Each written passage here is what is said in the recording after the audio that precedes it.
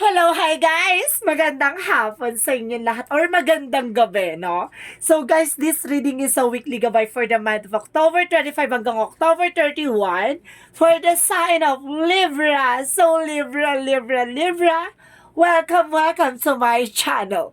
Ano kayang messages, advices, and spirit guides ang ating masasaga for today's video? Kano naman kayang energy or kaganapan sa buhay ng mga Libra signs ang ating mahahagilap. So guys, this reading is a general reading lamang, hindi lahat makaka-resonate.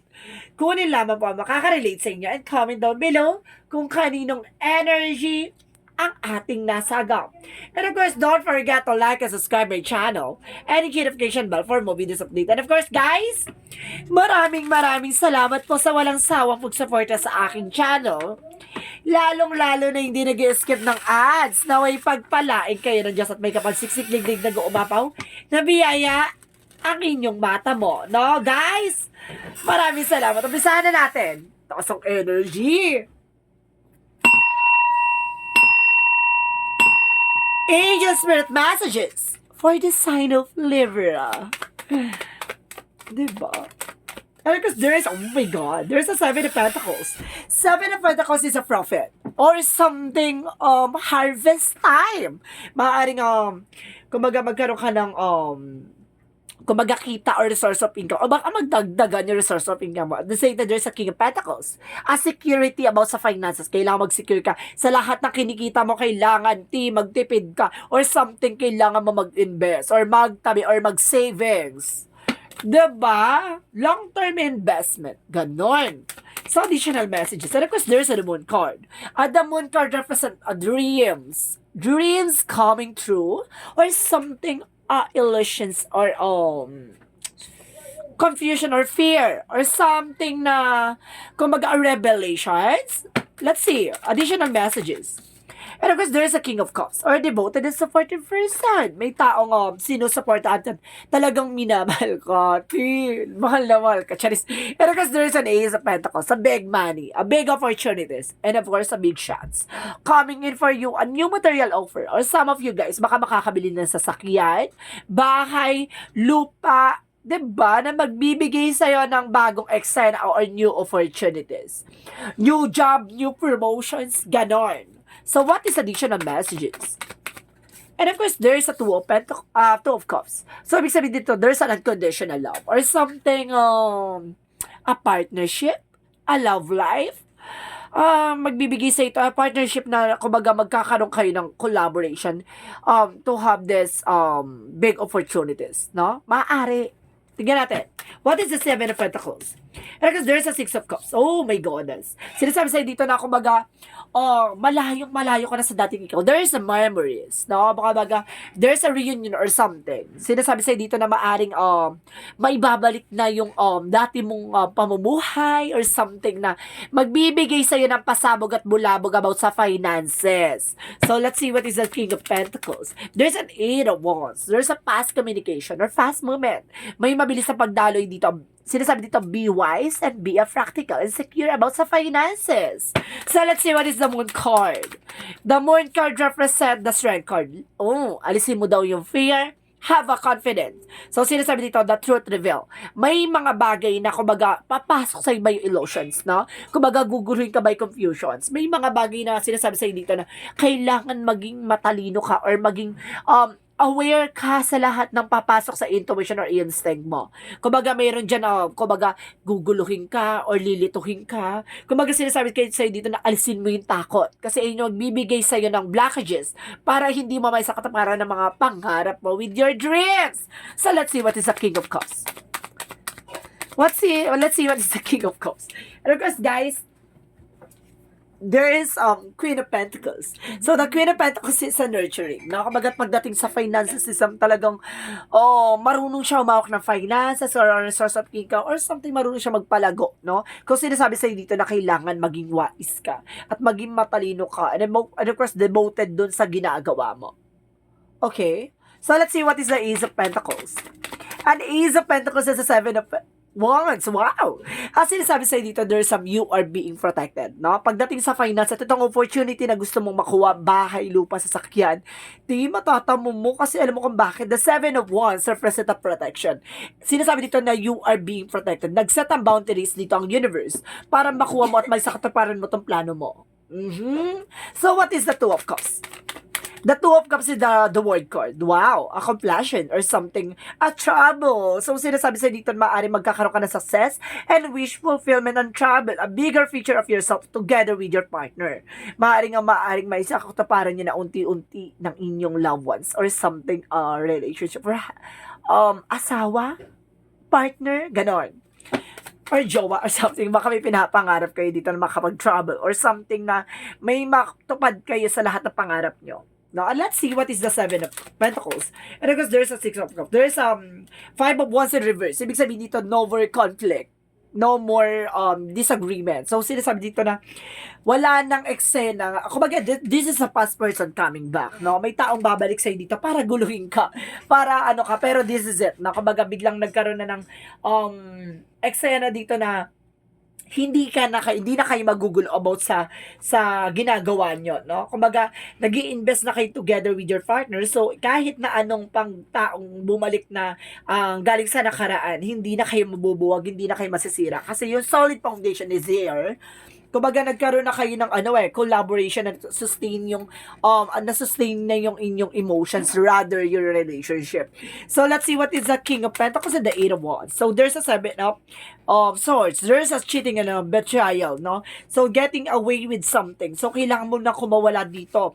Dito na kailangan sa mga taong, kumbaga, there's about sa finance, baka may mga taong lumalapit sa'yo, mga hirap, or nangungutang. So, there's a past communication na kumbaga, lagi nyo makakatandaan na kapag yung taong, kumbaga, pipilitin kayong hiraman or something lapitan, no? Parang there's a step na parang sinusubok kayo dito, no? So, maging aware kayo doon at maging practical, no? So, what is the Moon card? And of course, there's the Strength card.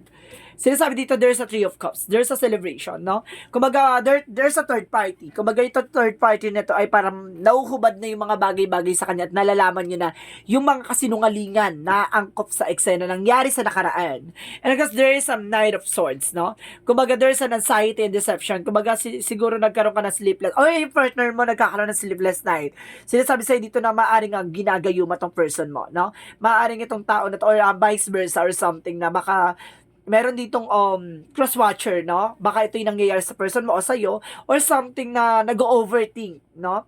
Kumbaga may pumapasok sa kanya, hindi siya makatulog, hindi siya makapag-isip, something na parang naguguluhan siya, hindi siya mapakali or something na meron taong gumagawa dito ng hindi maganda. Itong tao na to ay hindi pa rin nakaka-move on. So, what is the Ace of Pentacles and the Seven of Wands?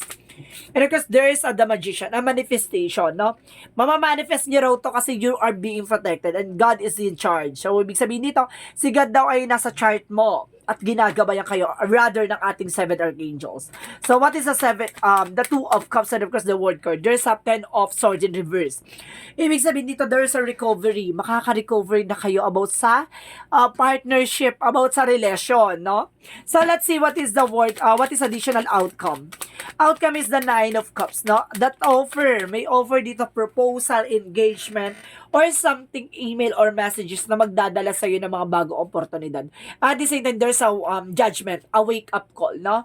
Parang ginigising kayo sa katotohanan sa lahat ng nangyayari sa inyo, no? Kumbaga, this is not, kumbaga, easy. Pero, sinasabi na, or simple. So, sinasabi sa'yo dito, may mga bagay na kailangan nyo i-take ng action or something na kailangan nyo gumising sa katotohanan or sa ginagalawan nyo. Kasi mayroon dyang red flag or something na parang sinasabi sa inyo dito na mag-pay attention kayo dito sa something, sa eksena na to. May mga bagay na kailangan yung lakasan ng pakiramdam nyo. May tao sa paligid nyo na manloloko or susubukan kayong lokohin either yung partner nyo, no? Susubukan tuksuhin or susubukan buyuhin or something na kailangan maging aware kayo, no? So, let's see what is the Love Oracle card. So, let's see what is the Love Oracle card. Love Oracle card represent a hammer, sabotage, rebuilding, no? Maaaring magkakaroon ng rebuilding by pagbuo ulit ng inyong relasyon or something, no? Kumbaga sinasabi sa'yo dito na kailangan maging aware kayo, no? Sa mga bagay na hawakan nyo. Kasi may mga bagay na, kumbaga, kumuha kayo ng isang bagay na ifufukbuk mo sa ulo mo para maging aware kayo. There's a betrayal or some of you, meron mga, kumbaga, taong susubukan kang ano hindi to, yung pala, aahasin ka, gano'n. Because there's a photograph. Some of you, ginamitan kayo dito ng pictures or something ng memories kami. Kumaga, there's a memories from the past na, kumaga, dapat natuto kayo doon sa mga bagay na yon. And of course, guys, there's a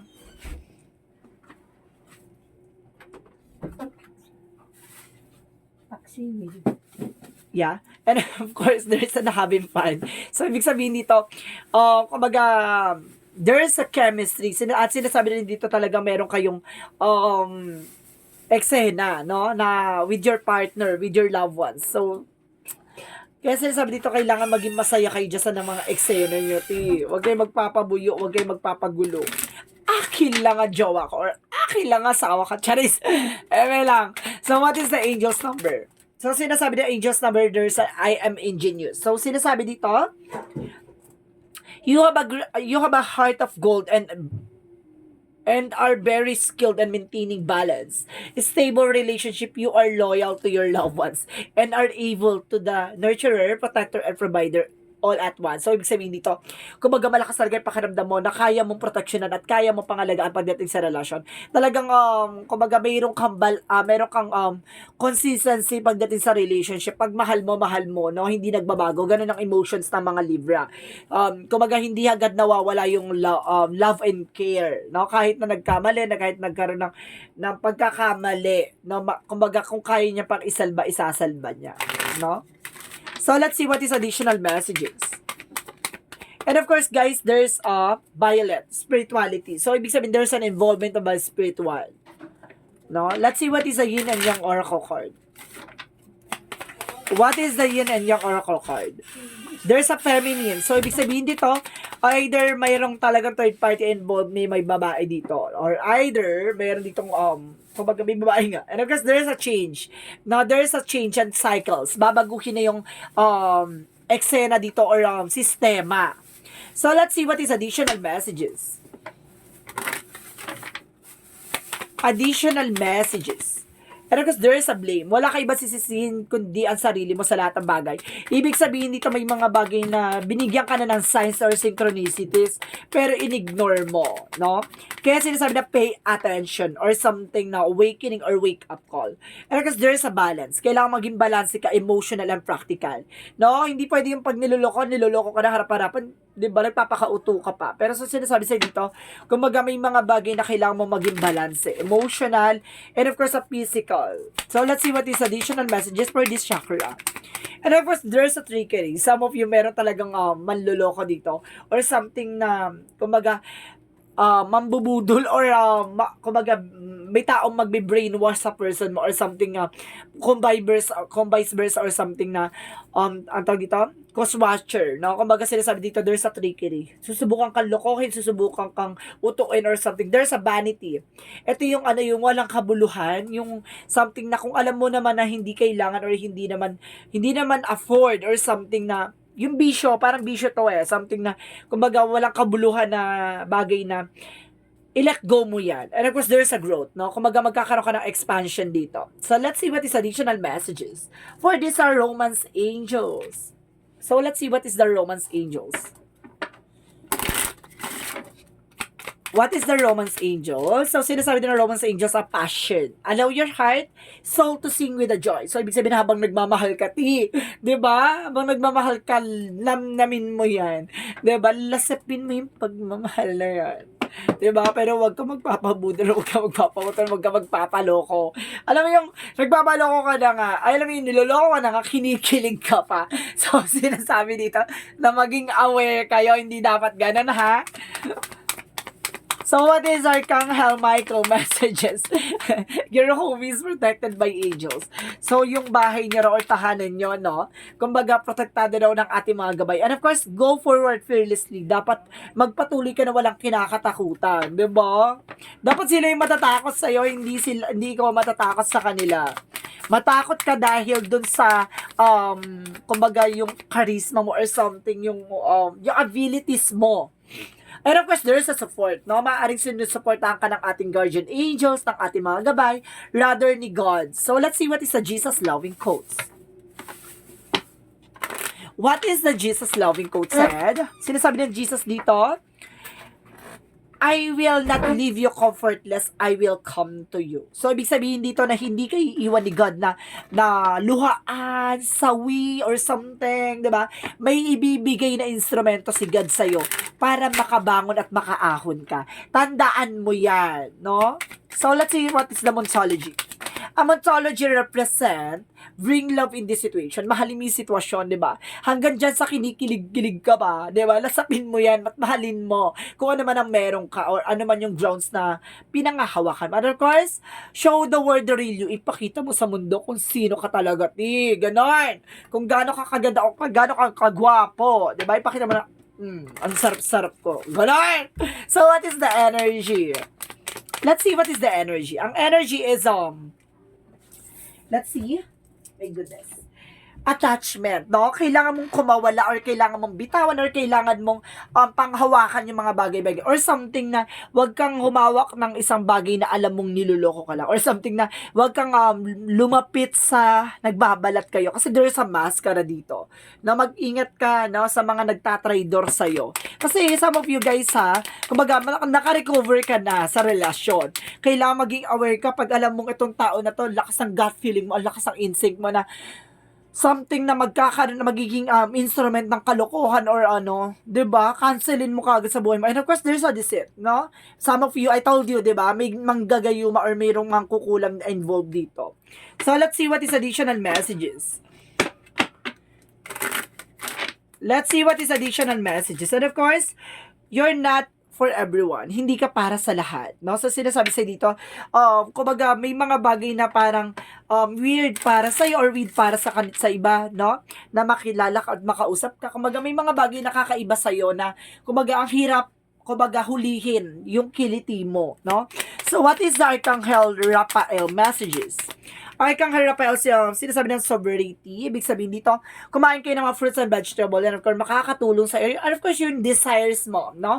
Kumbaga, panghawakan mo yan na makakatulong sa'yo, no? In the near future. And of course, there's a second option, no? Kailangan tumingin ng mga second option or second opinion na alam nyo magbibigay sa inyo ng clear at talagang fact and of course, truth na mensahe on informations, diba?